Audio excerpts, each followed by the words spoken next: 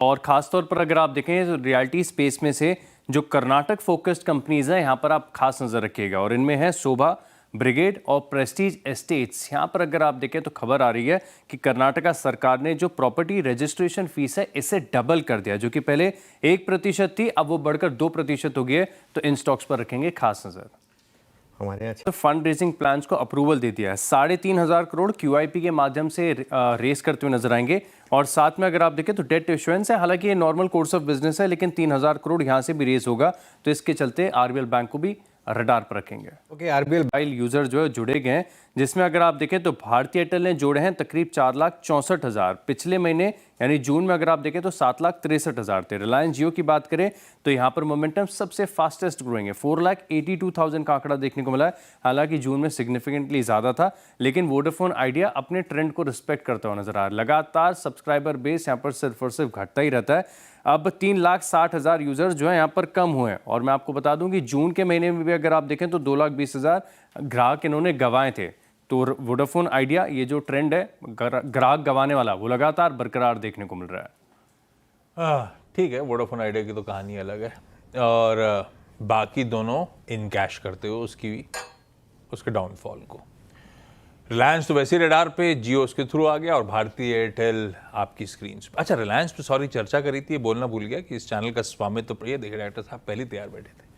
Standard disclaimer, इस channel का स्वामित्व और प्रबंधन रिलायंस इंडस्ट्रीज के पास है। हमारी चर्चा सुन के, ब्रोकरेजेस के व्यूज सुन के खरीदने बेचने का मन कर रहा हो तो एक प्रमाणित वित्तीय सलाहकार से प्लीज कंसल्ट करिएगा, उसके बाद ऐसा सोचिएगा।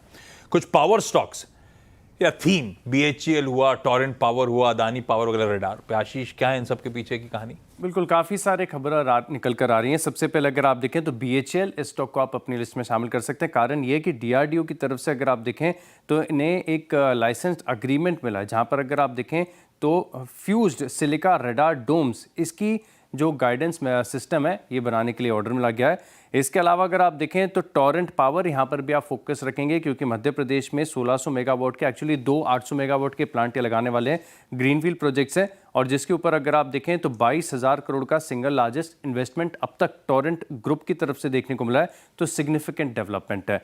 अदानी पावर, यहाँ पर भी अगर आप देखें तो एक सिमिलर खबर निकल कर आ रही है। यहाँ पर भी देखिए तो MP में 800 मेगावाट प्लांट के लिए इन्हें एक LOA यानी ऑर्डर मिला है। और एथर एनर्जी, ये जो व्हीलर वाली स्कूटर वाली कंपनी है, इसे आप अपनी लिस्ट में रख सकते हैं। काफ़ी सारी खबर यहाँ पर निकल कर आ रही है। एक तो अगर आप देखें तो जो वाहन रजिस्ट्रेशन है ये अब तक मंथली आधार पर सबसे हाईएस्ट यहाँ पर देखने को मिला है। ये रिटेल प्रेजेंस अपनी बढ़ाने वाले हैं, और FY26 के अंत तक इनका टारगेट है कि जो रिटेल आउटलेट्स हैं ये 200 से बढ़कर तकरीबन 700 देखने को मिल सकते हैं। और EV जो स्कूटर्स हैं इसमें इनका लक्ष्य है शेयर रखने का तकरीबन 20% मार्केट शेयर का। तो एथर एनर्जी इस स्टॉक को भी आप रडार पर रखेंगे। ओके, ये जो यूनिट 1 है इसकी जांच की थी, और इसके बाद अगर आप देखें तो इनकी जो API यूनिट है इससे तकरीबन 5 ऑब्जर्वेशंस ये जारी हुए हैं। तो अरबिंदो फार्मा इसके लिए नेगेटिव न्यूज़ है।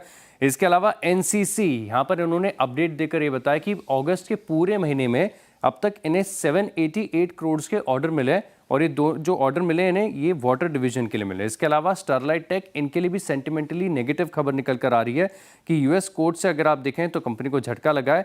जहां पर अगर आप देखें तो प्राइमेसियन केबल्स करके एक कंपनी है, इसको अगर आप देखें तो जो एक लिटिगेशन का मामला चल रहा था, इसमें भुगतान करने के लिए गया है तकरीबन $96 करोड़, 96.5 मिलियन डॉलर का जो है पेमेंट यहाँ पर करना पड़ेगा। तो स्टरलाइट टेक के लिए नेगेटिव खबर है। ओके, फ्रीज लिमिट है पर ऑर्डर, ये कॉन्ट्रैक्ट ऑर्डर जो है करीब 600 से बढ़ाकर 900 कर दी गई है। तो सिर्फ बैंक निफ्टी पर है। इसके अलावा अगर आप देखें तो निफ्टी में 1800 है, फिर निफ्टी में भी 1800, मिड कैप सिलेक्ट में 2800, और निफ्टी नेक्स्ट 50 यहाँ पर 600 की, यानी बाकी सब में अनचेंज्ड है। सिर्फ बैंक निफ्टी की जो पर ऑर्डर कॉन्ट्रैक्ट की लिमिट है, फ्रीज लिमिट, ये 600 से बढ़ाकर 900 कर दी गई है। एक्सचेंज ने कहा था